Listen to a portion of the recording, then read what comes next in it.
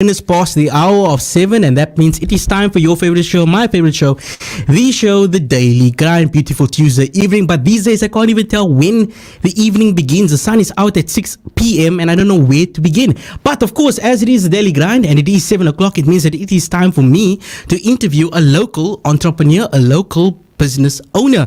And in studio right now, if you are watching on the Facebook or YouTube, you can probably see her. It is none other than Zakira, Palekar, owner, co-founder of Doggobones. Assalamu alaikum wa rahmatullahi wa barakatuh to you, Zakira. How are you doing? Wa alaikum salam. Alhamdulillah, and yourself. Shukran for having me here. How am I doing? I'd give today a solid 6 out of 10. 6 out of 10 because the weather was good. The sun was out and the wind was there, so I wasn't sweating too much. So alhamdulillah, how Rob has blessed us with a great, fantastic day. And here I am. But Zakira, a lot of people are probably wondering, Doggobones, what is that? Can you give us a little bit of insight into it? What exactly you do for the wonderful listeners? So Doggobone, we produce a raw food for dogs and cats, not just any raw food. It's a registered, complete and balanced, vet recommended raw food for dogs and cats. So why is it so different? It's a different type of diet. It's a lifestyle change for your pets. Like many owners now are sitting with diabetes, cholesterol, lots of illnesses of this type. And we're looking what better to eat, what healthier foods to eat to assist us with our chronics. So to pets have the same diseases, and pet parents, they have also researched what is there better, what is healthier for my dogs and cats to eat. So this is a natural diet that has no fillers, no grains, no preservatives. It's a healthy lifestyle for your pet. Interesting, healthy lifestyle for your pet. That's particularly interesting for me because I have no absolute clue on what you feed pets. I'm not a pet person myself. Personally, not a big dog fan. Love cats though, because they leave me alone and they just annoy me when they need stuff, which when I they can need to eat. exactly. So we have the Alfie's cat food here.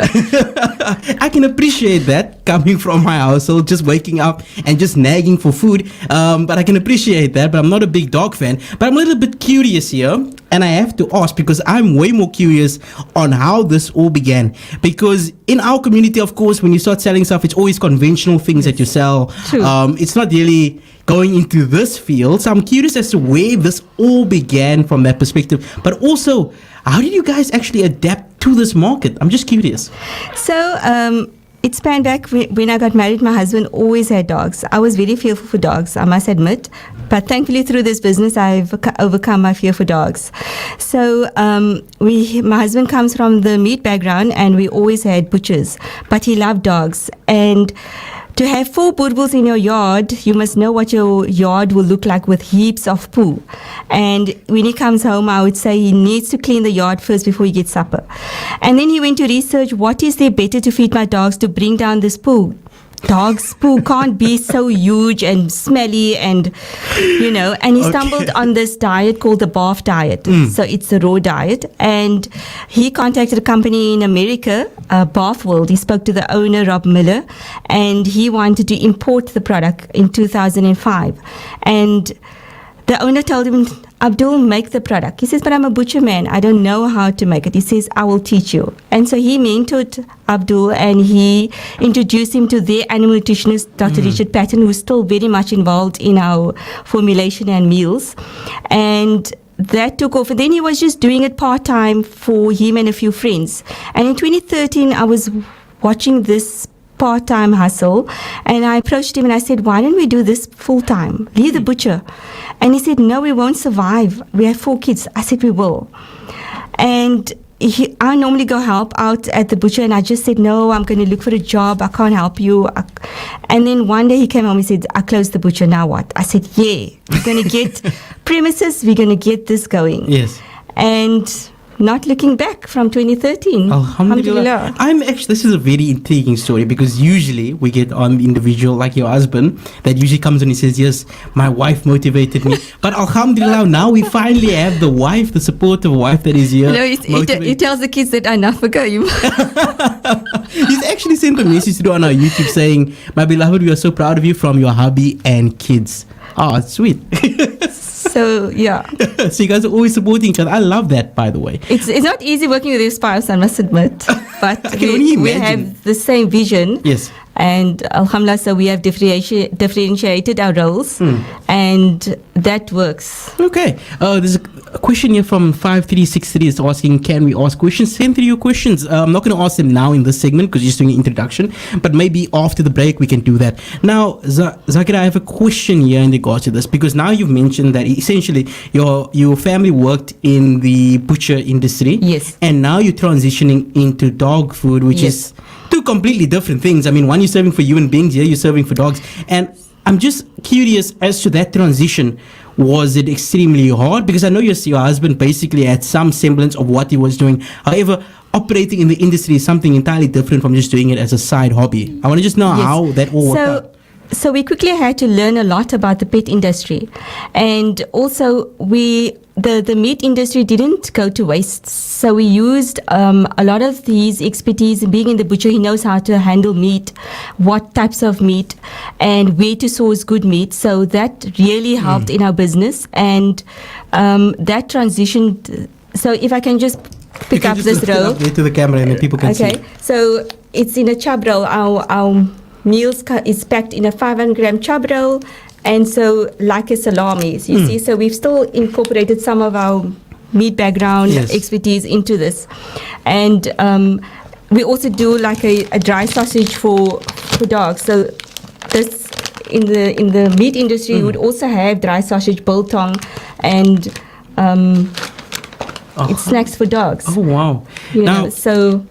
Now, I'm a little bit curious here, because the one thing that distinguished you, what I took from your history of your business, was basically the research that your family's done. Yes. Because you said your husband contacted a man in America in 2005. Dr. Richard Patton. So he mentored him. He also went over to America. And in 2017, we hosted him here in South Africa for our customers to see that we had an animal nutrition that helped us with the formula, because we are not pet nutritionists. Yes. You know, we don't have a background of pet nutrition, but we found somebody that could help us in our business and help us formulate our meals. Our meals are registered with the Department of Agriculture, Fisheries and Forestry under Act 36. So we wanted to sell this commercially and follow all legislation as well, you know. I feel like I'm talking to like a multinational company in the making here, because the way you're talking about it, the research that you've done, the outlook, and even the things you told me before we went on air, which is something I definitely want to dive into. It seems as if you guys are more going from the perspective of just doing it correctly, a standard way of doing it, and covering all your, getting all your ducks in order before you go out there. But that's amazing to me that it's grown that big so far. I mean, you're basically now also shipping across the country, correct? Yes, our product is widely available throughout South Africa. So we have distributors set up in all the regions. Yeah. And all of this is coming from you and your husband, one of which was operating a butcher, and you really weren't operating the butcher, but you did say you had history before being married, correct? I worked in an exporting company for an Italian owner, and he used to export fish to Europe and Rotterdam. But I learned a lot from him regarding logistics, and so that expertise I brought into here, and strategizing orders and which days of deliveries and marketing. And so both of us, we brainstorm new product ideas. Like we've come up with a cricket cracker, a biscuit for dogs, which is made out of cricket protein and salmon. And it's natural, organic, a healthy snack for your dog. You know, so I came up with a name and he came up with a recipe. So Alhamdulillah, it's amazing to me that you guys have gone this far, but also the packaging, everything that you've mentioned here is very, very, very outstanding. But there's one other question I have for you. You see, usually when I get people on board, I have to ask them, and I usually focus on the mental aspects more, primarily because the listeners out there, those that have aspirations of being an entrepreneur, what's hindering them is not actually the resources or anything of that nature. Usually it's just your mind. Your mind's playing tricks on you. You believe that you can't do it, and when you try to do it and you make one mistake, you automatically just assume that this is a sign from our Rob that you're going to be a failure forever and now you just have to quit. And I wanted to know for you, because your story is very, very interesting, because you, as you mentioned before, your husband was a little bit worried about the reality that you guys have. Yes. And I wanted to know how you guys managed it. The first advice I'll give anybody, if you have a product, believe in it. You must first believe in it 101%. For you to sell it and market it, you cannot do it if you are two-minded. You must believe this is the best product, I'm going to sell it. And that's what I did. I motivated my husband. I said, this is the best product. We are going to sell it. It's going to be successful. Yes, it wasn't easy. If I can tell you that for my first delivery, we didn't even have money to put in the van. My driver gave the fuel money, and I only paid him at the end of the week. So we had lots of challenges that we had to overcome. But that didn't deter me. Keep knocking on the door. One door will open. Keep being positive, but believe your product is the best product. Wow, that's a little bit outstanding there. So I would say, if you can't motivate yourself, get a wife that can motivate you. That's what I took out of that. If you can't find a way to get up and do it, get a wife that can force you to get up and do it. Alhamdulillah. But again, I must reiterate that what astounds me about the way you practice business and all of the things that you do is more so or rather the aspirations that you have, because I can see in the way you're talking that you aren't going to just settle for South Africa. No. And the way you guys have been taking ideas from overseas, it's very clear that you guys are looking to expand further. Yes. Am I correct in thinking that? Yes, and I also say, go out there and see what's trending outside of South Africa instead of looking at another business down the road to copy that business. Bring new, fresh ideas to South Africa, to your clients here. So we're always looking what's happening in Europe, what's happening in America. Bring those fresh ideas to the country instead of copying your friend down the road or another business down the road. So always be innovative always looking outside of the box and seeing what is out there. And make sure you know everything about your industry that you are in, the product that you're selling, whether it is pets, whether it is for humans, whether it's clothing. Make sure you know the stats, everything about the industry. That really helps to bring out new products, new ideas. So knowledge is key. Now we're going to have to go pay the bills, go to some commercial news. When we come back, I'm going to be asking a little bit more about all of those innovative ideas that they have. So stay tuned to the Daily Grind for more. The Voice of the Cape, 91.3 FM stereo. Heavy rains and flash floods have taken the lives of 1,000 people in Pakistan. Large parts of the country remain submerged and families are in urgent need of food, clean water and medical care. Muslim Hands teams are on the ground delivering life-saving aid to victims. Donate today at muslimhands.org.za and help families survive and rebuild their lives. Mense, Roman's Pizza have put me in this outfit and now they want me to sing. No, wait, I'm a comedian. Can we just turn the music down, please? Can I not just tell the people about the Savor Flavor range? Roman's Pizza is bringing the flavor, okay, with barbecue chicken, pepperoni, mushroom, margarita, and sweet delicious chicken. They beefing up the flavor. Get 2 large pizzas from the Savor Flavor range for only $144.90. Roman's Pizza. We deliver or you collect. Just show the slow motion cheese pull. That's what's going to make them less. Available all day, every day at Roman's Pizza Athlone and Roman's Pizza Promenade. Applications are now open at the College of Cape Town, the coolest college in South Africa. Choose from our extensive range of pre- and post-matric full-time, part-time and distant learning courses to prepare yourself for the corporate world. Apply now to avoid disappointment. For more information, visit cct.edu.za or call 0860 103 682. Aspiring future for inspired minds. College of Cape Town. We're cool. Great news! The Voice of the Cape Golden Hour Luncheon is back after a 2-year break. Book your tickets early and enjoy golden moments in my company, Yusuf Fisher and colleagues at the Golden Hour Luncheon on the 1st of October at Countryman Estate, Kaapkraal. Come and enjoy delicious food, amazing entertainment and prizes galore at 250 rands per person. At the VOC offices, number 2, Queen's Park Avenue, Salt River, 021 442 3500. Or Taz Boutique in Gatesville on 021 633 1367. Or for more information, contact Sukaina Johadeen on 082 786 5627. The Golden Hour Luncheon, where families and friends get to greet, meet and eat. The Voice of the Cape, 91.3 FM, my radio station, your radio station, our radio station.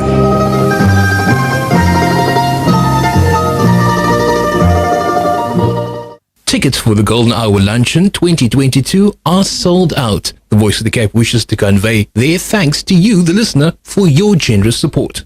Alpha Bodyworks Collision Repair Center and Alpha Express Auto, leaders in collision repairs to all types of vehicles, backed by all major insurers and vehicle manufacturers, including VW, Audi and Toyota. Using the latest technology and decades of industry experience, we at Alpha Bodyworks are renowned for quality and excellent service. Not insured? We offer special rates for all non-insured clients, with 21 courtesy vehicles and a 24-hour recovery service. Trust Alpha Bodyworks to bring you peace of mind. Contact Alpha Bodyworks today. Call 021-691-9333 or 5 or visit www.alphabodyworks.co.za. Alpha Bodyworks Collision Repair Center, steps above the rest.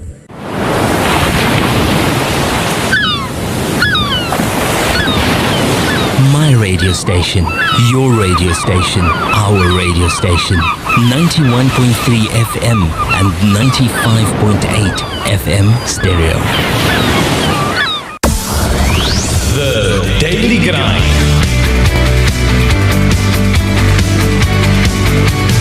Boosting your business savvy.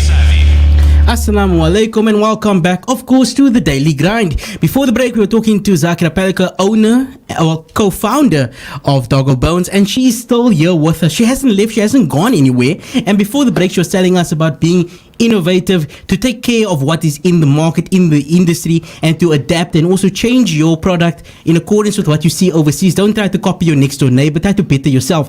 And with that, I want to now ask Zakira, can you maybe give us an example of where you have actually done that, where you have looked outside of South Africa and you've like seen a technique, or maybe you've seen a product that you were like, oh wow, that's amazing, let's try to incorporate it into our own product line. So the Alfie cat as well, it's packaged in a tub and it's a raw diet for the cats. And so this is something, a lot of cat food is always in pouches or in tins. And so we've innovated and put the cat food in a tub, and you try it out, Alfie's cat food, your cat will love it. Yeah, and then the cricket crackers taken off very well. That a lot of people, there is dog biscuits on the market, but this is with cricket protein and salmon, and it's all organic. We use organic flours in here and all natural ingredients. We actually outsource it to a patisserie chef that bakes it for us. But it's our recipe, and so we got in on board a patisserie chef to bake our biscuits. Wow. Yeah. I'm a little bit curious on one other factor here, because in the beginning you mentioned that you guys closed down the butchery. Yes. You opened your own business. You were very determined to make it a success. But I'm more interested in the reality of you entering an industry that you primarily it's kind of out of your depth. It's not really. It is. But I'm also curious in the reality of expanding and how you guys expanded, not knowing much about the industry. Do you guys ever feel like you were out of your depth in the beginning, or did you guys just adapt to that and just motivate yourself to push through? Look, you do feel sometimes, and people do question, we are Muslims selling a raw diet for dogs and cats. And you find clients asking, do you have dogs? And then the whole stigma of Muslims with dogs, we do get questioned. And look, we know the najis part of it, and that you have to go take and wash and take ablution before you go pray. And we tell them, look, we do have dogs, but our dogs don't live in our house, and it's okay. There's lots of non-Muslims that also don't let their dogs live inside. So the clients are curious, how come Muslim couple are doing a raw food for dogs and cats? It's a bit weird. But because of my husband's passion for dogs, and he tells everyone he doesn't work. You know, he comes to work, but he doesn't work because it's his passion. And I just motivated him to do what he loves, you know. Wow. And if I could just touch on the fact of with pets in Islam, like, pets are not bounded by Sharia law, you know, but we are. So a lot of people, like, I also didn't know this before. We'll go and buy food for our pets in the pet shop, but we don't look at the ingredients. And many times the ingredients will say meat derivatives, but what meat is in the product? Is it halal meat source? Is it pork? Is it beef? Is it lamb? So we must be very careful as Muslims when we buy food for our pets. Look at the label, look at the ingredients, because we are bounded by Sharia law. Indeed.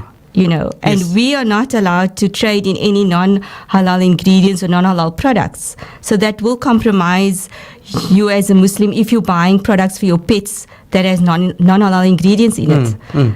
But naturally, as you are Muslims yourself, you obviously serve halal. Yes, because all our ingredients are halal that enters into our facility, and all our ingredients are fit for humans. But what makes our food not edible for humans is that we use meat including bone. And we use organ meats, and we don't cook the food. It's not cooked. So that makes it not edible for humans. Yes. But our ingredients are fit for human consumption. Our ingredients are halal that enters our facility. Yeah. Alhamdulillah. Another question that I have, more so a little bit more laid back, not that direct. But you mentioned there that you guys do have dogs. Yes. So I'm wondering, how does your household look? Do you guys have like 20 dogs, or is it just one dog, or is it? Because I'm curious, because you also sell cat food, so I'm assuming you so also we have have a cat. one cat, Ozzy the cat, very funny cat, a ginger cat, and then we have a parrot, Layla. And then we have 9 dogs. But 9 dogs. The home dogs is Mira, she's the staffy, and Max, it's a male and a female staffy. So we got a staffy to get me out of my fear for dogs, because my husband likes the big dogs, the Burbuls, the German Shepherds. And so I needed a small dog that I can get used to, and so we got myself a staffy, which is brilliant. She doesn't grow big. I find that very curious, because this entire story to me sounds something that so out of this world. I mean, you have a butcher owner that closes butchery to open up this business. You have someone that worked in logistics and has now transitioned also to this. But additionally, on top of all that, you didn't like dogs. No. And that's so curious to me. How someone... And now I can be in a room full of 100 dogs and I will be completely fine. Oh, wow. That's alhamdulillah. That. Now, I want to take a little bit more back, a little bit closer to your products, because I'm more curious, because we've kind of dabbled here. Yes. You've discussed what you have here in front of us, but I'm more curious into the range of your products, but also what is like the future products that you guys are looking to incorporate. Yes, I'm just curious.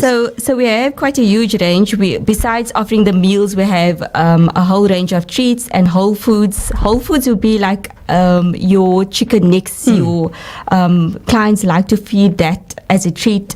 So we've got a whole food range and bones, different types of bones we offer, and then the treat range. And then we're also looking at changing, doing a product packaging change for the future, because we look at what's out there and what is better for the clients.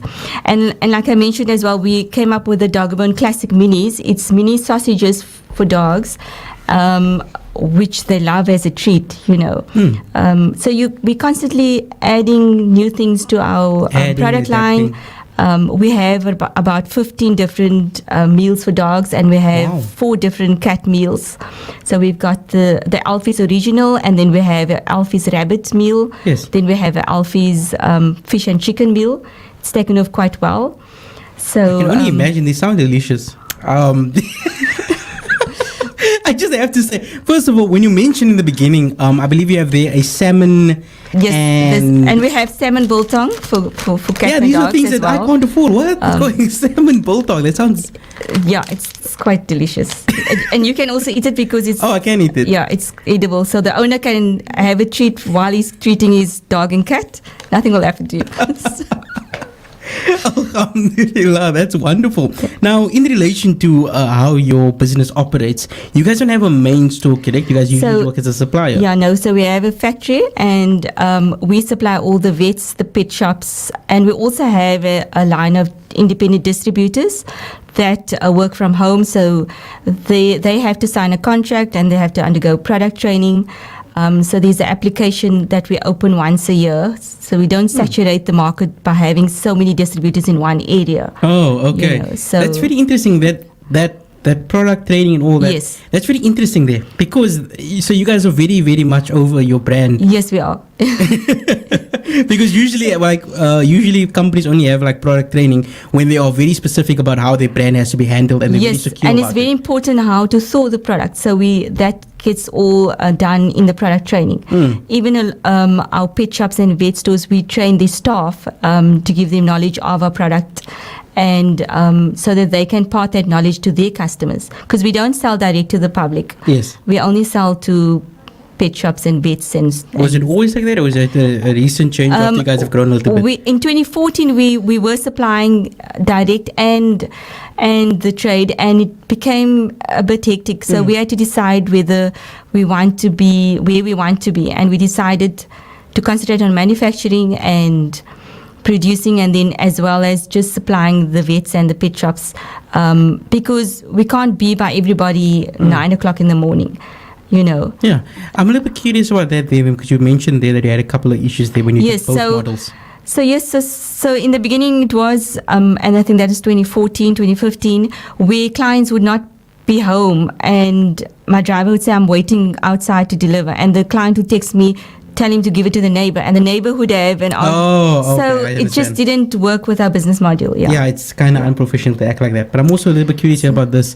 You mentioned the difficulties, and I'm mainly going through this about COVID. I'm wondering how your business operated in COVID. Thankfully, we continued with producing, because dogs rely on and used to our meals, so we were given permission by the department to continue to manufacture, and we had to just train our staff about the hygiene and wear a mask and all of that. And then we had shifts. We had half come in and half come in the afternoon. So we had to just adapt and keep training our staff and to keep a distance. But alhamdulillah that we weren't like I know a lot of businesses closed down and suffered, but alhamdulillah we didn't have to close down completely. Alhamdulillah, that's wonderful. Yeah. No, that's very interesting. I'm more interested there from what you've mentioned, the adapting part, because that seems to be the key figure in almost everything that you guys have been doing. I mean, originally you guys were butchers, so you didn't really have... And look, I must be honest, a lot of people would look at us and but once we start talking and they see what knowledge we have, automatically it doesn't matter that we are Muslim in pets. So that's why I'm saying, know your industry, know everything about your industry, know your product very well. And that sells your product. Wow. Your information, your knowledge of it. Yes. Now, what I was saying is, in the beginning, it seems like the key figure of your business is actually adapting and innovation. Yes, it is. Because in the beginning, as you mentioned, you guys were a butchery. You guys closed the butchery down, and then because you had all those machines, you used it. We used it in our factory, so it didn't go for waste. Exactly. And our expertise in the meat industry. So and you guys keep changing and adapting. But the key thing that I love about your business, and it's actually one factor that sets you apart from many of the guests I've had in the past, because all of the guests I've had in the past are only just in the beginning, and they're mainly operating more in the limelight of a side hustle rather than from the perspective of a full-on business. Of course, there are individuals that come on here that are of that nature, but you are one of the few that have actually come on board and have taken, well, I would say, every factoid of your business exceptionally seriously, and you're very much looking towards expanding. And I can tell from the way you speak and the way you talk about your products and the way you talk about how you see overseas they're doing this definitely. and all that. Even now at the moment, I'm doing a business course, so just to upscale myself in the business, to offer more to the business. So that too, when you're in your business, try to do courses, try to and something that I was taught recently about marketing, like every few years you must change your branding, your logo. And they were giving us examples of how Nike, it stayed Nike, but the logo and the colors changed over the years. So to make sure your product is always up, clients can see that we're always innovating. Yes. Instead of staying with the same packaging for 5 years or for 10 years. I mean, I'm sure some brand retail stores, you'll see they have changed their names and their logo and the colors. You see in the malls, okay, that shop changed the colors and the logo is now square blocked or something. So you've got to innovate. Of course, some people won't like change, but however, it's a necessity to remain instead of stagnating and keeping the same packaging for 10 years Yes. be innovative and fun. No. What really grabs me about your story, what really appeals to me about your entire story is not only how you guys adapted, how you pushed your husband to pursue his passion, but also what I can see it as from what you're saying, I can see it's done for all of you, because not only is your husband saying now he's not working, it's just his passion, and you coming on board and saying, I've learned this and I've learned that, and now you're going for courses, and of course your children are also, I would imagine, involved in this industry. So it seems that the starting of this business has tremendously assisted in your family's growth. Our eldest son actually came up with the name Doggobone when he was in grade 4. He's now a law graduate. So he said he got into law to claim his rights back. I don't know how that's going to happen. I think maybe you should come over to my house and help me in dishwashing. He'd be the lawyer in court so that I don't have to be on that duty anymore. Maybe I should get his number for that. I'll pass on his details. And then my daughter, she's graduated as a biotechnologist, alhamdulillah for that, which is will be a great investment for the business, coming on board as a microbiologist. And then my third eldest son, he's studying food technology. And then we have one more that's a grade 10 on high school, the last one. So I'm not sure what he's going to go into. It seems you guys have all your bases covered. You have the law or the legal office covered. You have research and development covered there with the biologist and the food technologist. Yeah. So it seems you guys are going way up. Yes. Alhamdulillah. Zakira, the funny thing is, before we went on live, I told you we're going to be going straight to quarter 2. Can you believe that it is now 22:08? Oh my word. Yes, time flies. Time flies always. Yes. So now we have to quickly I have to ask you a staple question, because you already said what you would tell entrepreneurs or people aspiring to be a business owner. I now have to ask you another question, and I want to first ask, your business has operated for how long again? So full-time from 2013, but he was doing research from 2006. Okay, so let's start with 2013. That's the official date. That's 9 years in operation. So now I have to ask you, in 9 years from now, where would you love to see Doggobones go? So I would like to see it in the overseas market, especially in Africa. And so we're working towards that, to get it into some of the African states. There are lots of people that have dogs, Botswana, Mauritius, that have researched. So hopefully, inshallah, that's the future plan. Wow, alhamdulillah. I hope Allah Ta'ala grants you that, because that would be wonderful to have a local business owner not only be one of the biggest sellers of pet food in the country, but in the continent would be absolutely mind-blowing. So before you actually leave, I have to get your signature, so that I know that before you leave, Daanyaal, you said in 9 years, Daanyaal, you can sell this and make a couple of millions. Alhamdulillah. For that. I have to cover my bases. Yes, you But also, I have to also now cover the bases of the listeners that maybe you're interested in contacting you, or maybe where they can go through to you and get more in touch with the product. Can you maybe help us with that? Our website is www.doggobone.co.za. And our details are there. And to follow our Facebook and Instagram page. So there's lots of information that we post on it's also, you just type in Doggobone, it will come up. Indeed. I have put the link to the website on the YouTube and Facebook video. We offer to help anyone with information, how much to feed, what to feed. So they're most welcome to WhatsApp us and pop their questions, and we can advise them, because we also consult vets, So you guys are very linked up in the industry. You have to be, I guess, because you're working. You have to be clued up with the vets and all that. Yeah. But I'm more curious about one other factor, and it's probably going to be the last question here. But now that I'm thinking about it, and I feel like this would actually be a good question here. I want to know,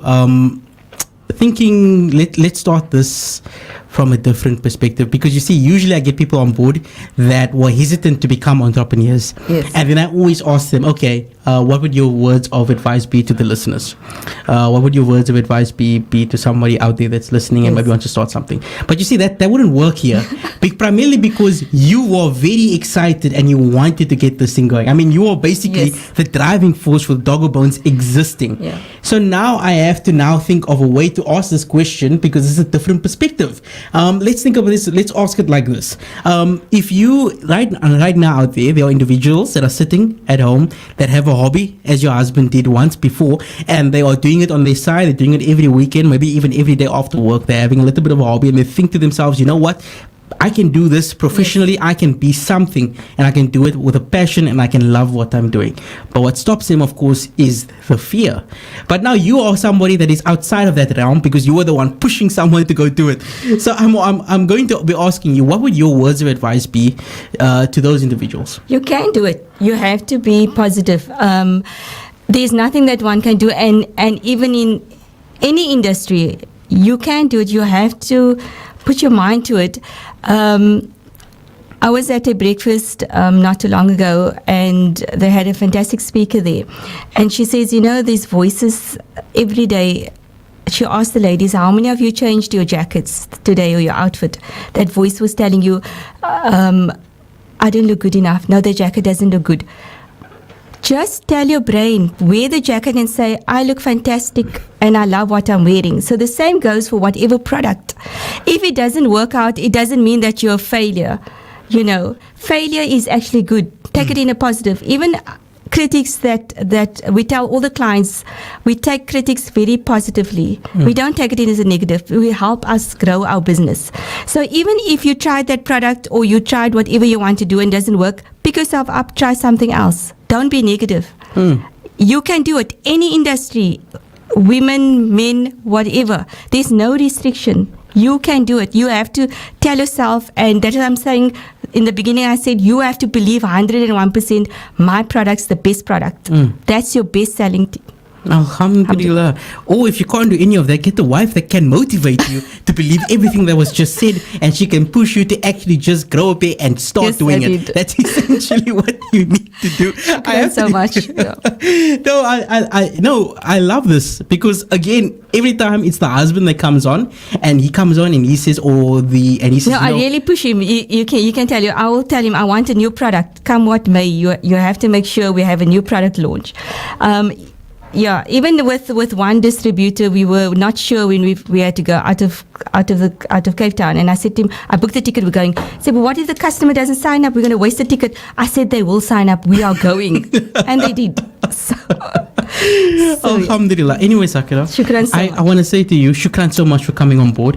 Shukran I'm stumbling over my words here. Shukran so much for coming on board, for coming onto the show and sharing your story. I've learned a lot, not only about the dog and food and pet industry, because I absolutely had no clue what was going on before this, but also for your story, how you've mentioned the history of your family and how you guys started this. It's exceptionally inspiring, and I make dua that Allah Ta'ala grants you your wish of expanding into the continent, and not only the continent but also internationally. Inshallah, Ameen. But shukran so much for coming on board. I hope you enjoyed it. I enjoyed shukran so much for the Voice of the Cape for having me on tonight. Shukran so much. Never a problem. To convince another soul to be at Voice of the Cape Studios at this time of the hour, it's absolutely a blessing not to be alone.